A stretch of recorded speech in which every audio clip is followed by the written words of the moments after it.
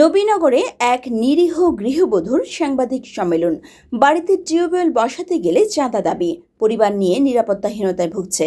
পৌর এলাকার ২ নম্বর ওয়ার্ডের পশ্চিম পাড়ার এক প্রবাসীর স্ত্রী নার্গিস আক্তার সাংবাদিক সম্মেলন করে তার উপর নির্যাতন ও চাঁদা দাবির অভিযোগ তুলেছেন।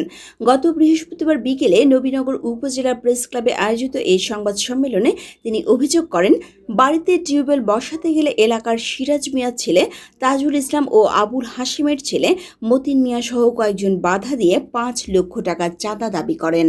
চাঁদা দিতে অস্বীকৃতি জানালে তাকে মানসিকভাবে নির্যাতন করা হয় এবং পরবর্তীতে মারধরও করা হয় বলে তিনি দাবি করেন। তিনি আরও জানান, এ ঘটনায় তিনি ৩১ মার্চ ব্রাহ্মণবাড়িয়ার চিফ জুডিশিয়াল ম্যাজিস্ট্রেট আদালতে মামলা দায়ের করলে অভিযুক্তরা আরও ক্ষিপ্ত হয়ে ওঠে। গত বৃহস্পতিবার সকালে তার বিরুদ্ধে দেহ ব্যবসা ও মাদক ব্যবসার অপপ্রচার চালিয়ে মানববন্ধন করা হয় এবং পরে তার ও তার মায়ের ওপর হামলা চালানো হয় বলে অভিযোগ করেন তিনি। বর্তমানে তিনি ২ সন্তান নিয়ে নিরাপত্তাহীনতায় ভুগছেন এবং প্রশাসনের সহযোগিতা পাচ্ছেন না বলেও দাবি করেন। অভিযুক্তদের একজন তাজুল ইসলামের সঙ্গে যোগাযোগ করার চেষ্টা করা হলেও তাকে পাওয়া যায়নি। নবীনগর উপজেলা প্রেস ক্লাবের সাধারণ সম্পাদক জহিরুল ইসলামের সভাপতিত্বে অন্যান্য ক্লাবের সদস্য সহ স্থানীয় সাংবাদিকরা উপস্থিত ছিলেন।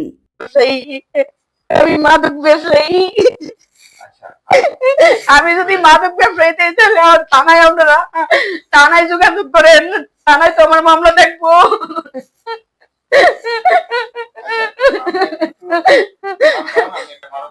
এর আমি প্রত্যেকে ভাড়া করে নিয়ে আসছি।